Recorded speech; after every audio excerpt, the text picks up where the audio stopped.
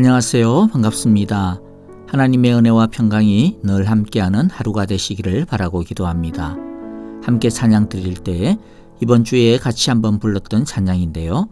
하나님의 그 사랑 함께 찬양하겠습니다. 하나님 아버지의 사랑, 예수님의 그 사랑을 날마다 느끼며 그 사랑 안에 살게 하소서. 이러한 고백으로 찬양 드리겠습니다.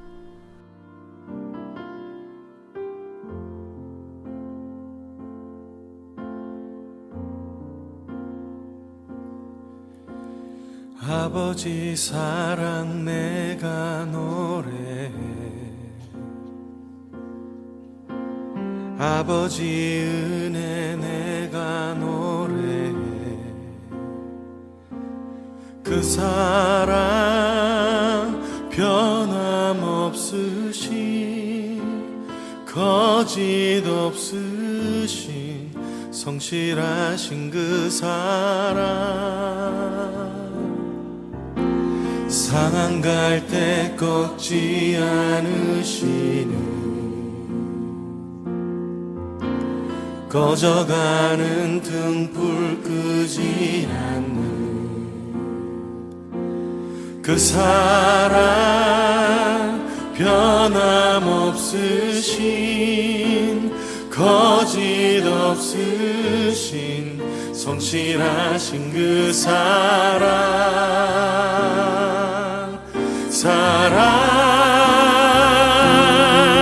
그 사랑,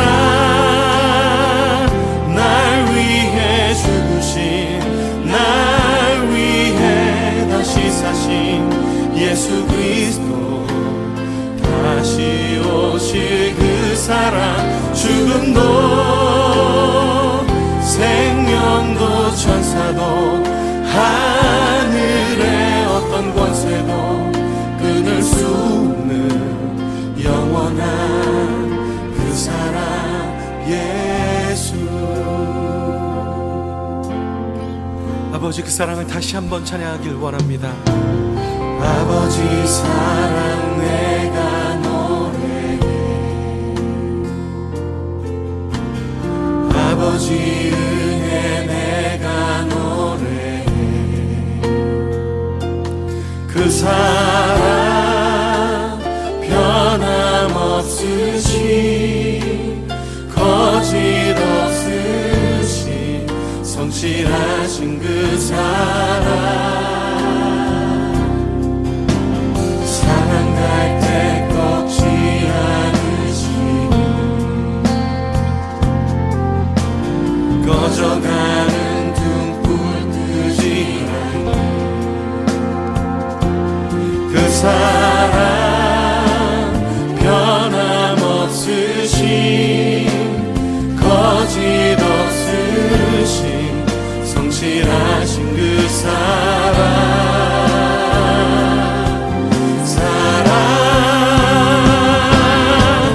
그 사랑,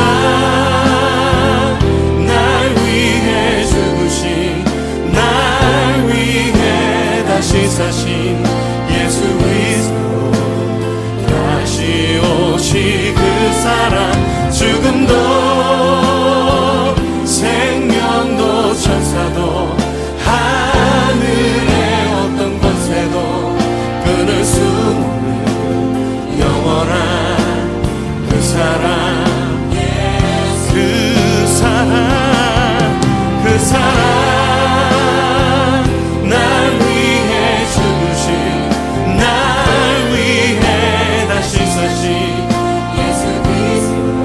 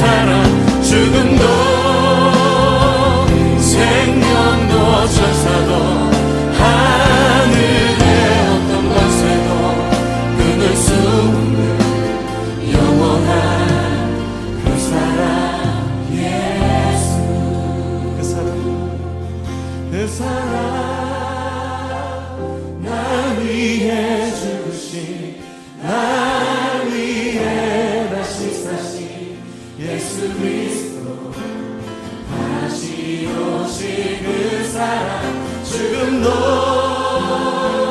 생명도 천사도 하늘의 어떤 곳에도 끊을 수 없는 영원한 그 사랑 예수 영원한 그 사랑 예수 영원한 그 사랑 예수. 이제 하나님 말씀 봅니다. 요한일서 4장 13절부터 21절까지의 말씀입니다. 13절 제가 먼저 읽습니다. 하나님이 우리에게 자기 영을 나누어 주셨습니다. 이것으로 우리가 하나님 안에 있고 또 하나님이 우리 안에 계시다는 것을 우리는 압니다. 우리는 아버지께서 아들을 세상의 구주로 보내신 것을 보았고 또 그것을 증언합니다. 누구든지 예수를 하나님의 아들로 시인하면 하나님이 그 사람 안에 계시고 그 사람은 하나님 안에 있습니다. 우리는 하나님이 우리에게 베푸시는 사랑을 알았고 또 믿었습니다. 하나님은 사랑이십니다. 사랑 안에 있는 사람은 하나님 안에 있고 하나님도 그 사람 안에 계십니다. 사랑이 우리에게서 완성되었다는 사실은 이 점에 있으니 곧 우리로 하여금 심판날에 담대함을 가지게 하려는 것입니다. 우리가 이렇게 담대해지는 것은 그리스도께서 사신 대로 또한 우리도 이 세상에서 그렇게 살기 때문입니다. 사랑에는 두려움이 없습니다. 완전한 사랑은 두려움을 내쫓습니다. 두려움은 징벌과 관련이 있습니다. 두려워하는 사람은 아직 사랑을 완성하지 못한 사람입니다. 우리가 사랑하는 것은 하나님이 우리를 먼저 사랑하셨기 때문입니다. 누가 하나님을 사랑한다고 하면서 자기 형제 자매를 미워하면 그는 거짓말쟁이입니다. 보이는 자기 형제 자매를 사랑하지 않는 사람이 보이지 않는 하나님을 사랑할 수 없습니다. 하나님을 사랑하는 사람은 자기 형제 자매도 사랑해야 합니다. 우리는 이 계명을 주님에게서 받았습니다. 아멘. 여러분은 어떻게 눈에 보이지도 않는 하나님을 믿고 보지도 못한 예수님의 그 십자가의 죽음과 부활을 믿을 수 있습니까? 어떻게 성경이 하나님의 말씀으로 받아들여지고 또 그 말씀에 기록된 모든 것이 하나님의 진리임을 확고부동하게 믿고 계시나요? 여러분은 그러한 믿음이 신기하다고 생각해 보신 적이 없으신가요? 저는 간혹 나는 왜 하나님을 믿는 것일까?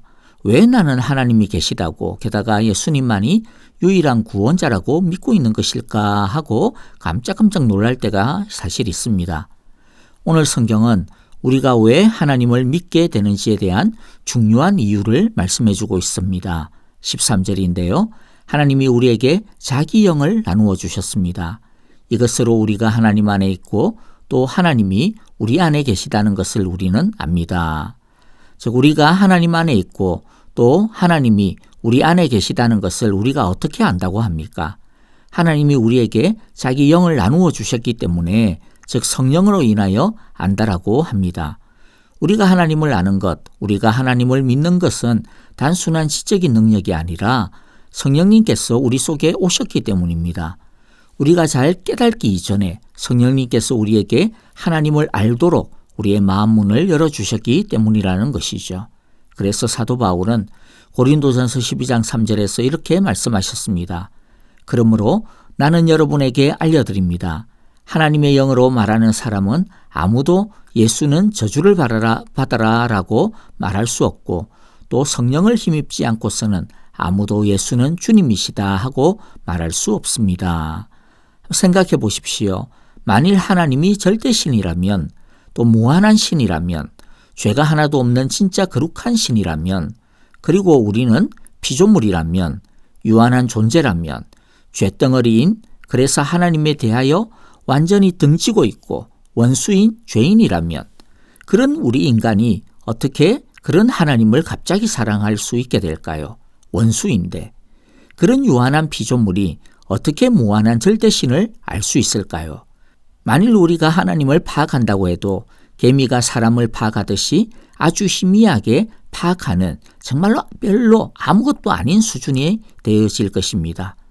그리고 그런 얕은 정도의 알면 구원에 이르기에는 택도 없는 것일 것입니다. 어떤 사람의 말처럼 유한한 우리가 파악할 수 있는 정도의 신이라고 한다면 과연 신이라고 말할 수 있을까 의문이 듭니다. 그러므로 사람이 스스로 하나님을 아는 것은 불가능하고 하나님과의 사귐을 갖는다라고 하는 것은 더더욱 불가능한 것입니다. 그러므로 우리가 하나님을 아는 것은 하나님이 우리로 하여금 당신을 알 수 있도록 낮추어 주셨고 당신을 알 수 있도록 우리에게 드러내 주셨기 때문인 것입니다. 성경은 그것을 성령님을 보내어 주셨다라고 말씀하고 계신 것입니다. 이렇게 하나님이 성령을 보내어 주셨기 때문에 우리는 무엇을 고백할 수 있습니까? 14절부터 16절인데요. 우리는 아버지께서 아들을 세상의 구주로 보내신 것을 보았고 또 그것을 증언합니다. 누구든지 예수를 하나님의 아들로 시인하면 하나님이 그 사람 안에 계시고 그 사람은 하나님 안에 있습니다. 자, 여러분들 이것이 무엇을 의미하는 것일까요? 우리가 하나님을 아는 것, 전적인 하나님의 은혜와 사랑이라고 하는 뜻입니다. 그래서 16절에 보니까 우리는 하나님이 우리에게 베푸시는 사랑을 알았고 또 믿었습니다. 하나님은 사랑이십니다. 사랑 안에 있는 사람은 하나님 안에 있고 하나님도 그 사람 안에 계십니다. 라고 말씀하셨습니다. 우리는 하나님을 알고 믿는 그 자체가 사실은 엄청난 하나님의 사랑의 축복의 결과라는 것입니다.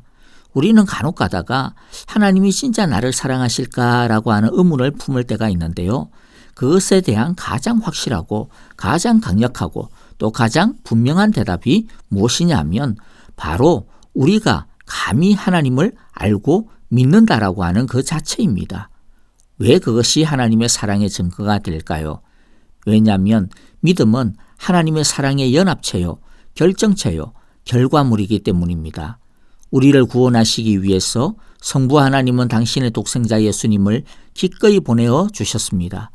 오신 아들 예수님은 우리를 위해 기꺼이 우리 대신 죄의 짐을 짊어지시고 죽으셨습니다. 그리고 성령 하나님은 우리가 믿음을 가질 수 있도록 찾아오셔서 우리를 감동시켜 주셨습니다. 그러니까 우리의 구원은 성삼위 하나님께서 합동으로 사랑의 상륙작전을 펼치신 것과 같은 것입니다. 그러므로 어느 누구도 성삼위 하나님의 이 사랑의 연합사역 없이는 하나님을 아버지라 예수님을 주요 그리스도로 또 성령님을 보혜사로 믿고 고백할 수 없는 것입니다. 우리가 하나님을 알고 믿는 그 자체가 하나님의 사랑이 우리 속에 성령님이 우리 가운데 계시다라고 하는 가장 확실한 증거인 것입니다. 그리고 이어서 사도 요한은 우리가 하나님 안에 하나님이 우리 안에 거하게 되면 이게 믿음인데 우리가 하나님의 사랑 안에 거하게 되면 우리 안에 일어나는 놀라운 사랑의 변화, 사랑의 삶이 있음을 보여줍니다. 이것은 또한 우리가 진짜 성령으로 인한 믿음인지 아니면 가짜인지 우리가 얼마나 지금 성령 가운데서 참 바른 믿음인지 아닌지 구별해 줄 수 있는 중요한 시금석이 되는 것입니다. 첫 번째는요. 하나님의 사랑 안에 있는 사람은 두려워하지 않습니다. 18절에 보면 사랑에는 두려움이 없습니다. 완전한 사랑은 두려움을 내쫓습니다. 두려움은 징벌과 관련이 있습니다. 두려워하는 사람은 아직 사랑을 완성하지 못한 사람입니다. 이 두려움은 다른 두려움이 아니라 18절에 나와 있는 것처럼 징벌과 관련이 된 두려움입니다. 징벌이란 17절에 보면 심판날에 관련된 즉 하나님 앞에서의 심판입니다. 성령으로 인한 믿음은 자신이 과연 하나님의 심판대를 통과할 수 있을까 없을까, 구원을 받을 수 있을까 없을까 그것에 대해서 두려워하지 않습니다. 왜입니까? 성령으로 인한 믿음은 자신을 구원해 주는 것이 전적인 하나님의 사랑임을 믿기 때문입니다. 자기 자신의 지식이나 업적이나 선함이 아니라 전적인 하나님의 은혜와 사랑임을 알기 때문입니다. 심지어 자신의 믿음조차도 우리가 아까 보았듯이 성령님의 선물이며 인도하심을 믿기 때문입니다. 그러므로 완전히 하나님의 사랑에 사로잡혀 있기 때문에 그는 심판을 두려워하지 않는 것입니다. 구원의 확신을 가지고 싶다라고 말하는 많은 분들을 제가 보았습니다. 많은 사람들이 예수님을 진짜 믿음에도 불구하고 진짜 자신이 천국에 갈 수 있을까 두려워하는 것을 많이 봤고 또 보고 있습니다. 그런데 왜 두려워하느냐 하면 구원의 근거를 하나님의 사랑에 두지 않기 때문에 그렇습니다. 자신의 선함과 행위, 지식에다 두기 때문입니다. 그런 자기의 의로움에다가 두면 구원의 근거가 자기 자신이 되어버립니다. 그러면 우리 중 어느 누구도 과연 어떻게 안심이 될 수 있겠습니까? 또 믿음을 자기의 지식이나 확신의 세기에다 두기 때문에 흔들립니다. 여러분, 우리의 믿음은 우리의 기분과 감정 상태에 따라서 얼마나 늘기를 많이 합니까? 그러므로 믿음은 느낌에다 두면 절대로 안 됩니다. 그것도 우리 자신에다가 두는 것입니다. 믿음은 어디에다 두어야 됩니까? 예수님께서 이루신 구원의 사건, 사실, 사랑에다가 두는 것입니다. 다시 기억합시다. 우리의 구원은 처음부터 끝까지 하나님의 사랑입니다. 그 하나님의 사랑에 두면 아무리 우리가 실패하고 넘어져도 우리는 결코 두려워하지 않게 됩니다. 왜냐하면 우리의 구원은 우리가 여전히 죄인이었을 때에 우리를 위해 자기 아들을 아끼지 않고 보내어 주신 아버지의 그 사랑, 우리를 위해 대신 죽어주신 예수님의 그 사랑, 신나게 지 맘대로 살고 있던 그때에 우리에게 찾아오셔서 우리의 마음을 열어주신 성령님의 그 사랑, 순전히 그리고 온전히 바로 그 사랑 때문에 가능한 것이었기 때문입니다. 그리고 그 사랑 때문에 우리가 지금도 살아가고 있기 때문입니다. 자, 이제 둘째 보겠는데요. 하나님의 사랑 안에 거하는 사람은 예수님처럼 삽니다. 17절입니다. 사랑이 우리에게서 완성되었다는 사실은 이 점에 있으니 곧 우리로 하여금 심판날에 담대함을 가지게 하려는 것입니다. 우리가 이렇게 담대해지는 것은 그리스도께서 사신 대로 또한 우리도 이 세상에서 그렇게 살기 때문입니다. 왜 예수님이 사신 대로 우리는 삽니까? 그 사랑에 붙들려 있기 때문입니다. 그 사랑에 감격해서 살고 있기 때문입니다. 사람은 자신이 사랑하는 사람을 위해 자신을 즐겁게 드리는 존재입니다. 희생하는 존재입니다. 하나도 아까워하지 아니하고 힘들지만은 기쁘게, 왜냐하면 사랑에 빠져 있기 때문에 그렇게 하는 것입니다. 하나님의 사랑 안에 살면, 이 말은 하나님과 사랑에 빠져 있다라고 하는 말인데요. 하나님과 사랑에 빠지면 당연히 하나님이 원하시는 것을 해드리고 싶어 하는 것입니다. 하나님이 원하시는 것이 그러면 무엇입니까? 예수님께서 사신 대로 사는 것입니다. 예수님께서는 그럼 무엇을 위해 사셨습니까? 하나님을 기쁘시게 해드리기를 위해서 사셨는데요. 하나는 하나님의 뜻에 순종하는 것을 자신의 기쁨으로 삼으셨습니다. 그리고 또 하나, 예수님은 하나님이 사랑하는 것을 사랑하시기 위해 사랑하셨습니다. 하나님이 사랑하시는 것이 무엇이었습니까? 요한복음 3장 16절이 그것을 잘 가르쳐주고 있는데요. 하나님께서 세상을 이처럼 사랑하셨어. 세상 무엇입니까? 믿지 아니하는 영혼, 죽어가는 영혼입니다. 죽어가는 영혼을 구원하는 것, 이것이 하나님이 사랑하신 것이었습니다. 이것을 위해 외아들을 주셨습니다. 그리고 그를 믿는 사람마다 멸망하지 않고 영생을 얻게 하려는 것이었습니다. 하나님은 죄인을 사랑하셨습니다. 그래서 예수님은 죄인을 위해 오셨고 죄인을 구원하기 위해 기꺼이 죽으신 것입니다. 그래서 우리도 예수님처럼 하나님의 말씀, 하나님의 뜻에 순종하는 삶으로 하나님을 예배하고 하나님께 영광 돌리며 예수님처럼 영혼 구원하는 그리스도의 증인의 삶을 살아야 하는 것입니다. 이것이 그리스도께서 사신 대로 사는 모습입니다. 마지막 세 번째, 하나님의 사랑 안에 거하는 사람은 예수님의 명령을 따라 이웃을 사랑하며 삽니다. 20절, 21절인데요. 누가 하나님을 사랑한다고 하면서 자기 형제 자매를 미워하면 그는 거짓말쟁이입니다. 보이는 자기 형제를 사랑하지 않는 사람이 보이지 않는 하나님을 사랑할 수 없습니다. 하나님을 사랑하는 사람은 자기 형제 자매도 사랑해야 합니다. 우리는 이 계명을 주님에게서 받았습니다. 제가 이 형제 자매를 사랑하는 이것에 대하여서는 다시 긴 이야기를 덧붙이지 않겠습니다. 여러분, 자신의 믿음이 성령에 의하여 건강하게 자라고 있는 믿음인지 아닌지를 앞에서 말한 세 가지, 하나님의 사랑 안에 거하고 있는 사람은 두려워하지 않는다, 예수님처럼 산다, 예수님의 명령을 따라 이웃을 사랑하며 산다라고 하는 이 세 가지를 가지고 우리 자신을 한번 스스로 점검해보는 시간이 되어지기를 바랍니다. 다시 한번 부탁드리고 잊지 마시기를 바랍니다. 우리가 이렇게 사는 이유가 무엇입니까? 19절의 말씀처럼 하나님이 우리를 먼저 사랑해 주셨기 때문입니다. 그 사랑이 우리 안에 있고 우리가 그 사랑 안에 살고 있기 때문입니다. 아멘. 이제 찬양과 더불어 기도하겠습니다. 오늘 말씀 속에서 감사할 것 감사하고 회개할 것 회개하며 결단할 것 결단하고 헌신할 것은 헌신하는 기도를 드립시다. 2021년 한 해 동안 하나님의 사랑을 알고 그 사랑 안에 살아가기를 간절히 바라고 기도하며 축복합니다. 안녕히 계십시오. 감사합니다.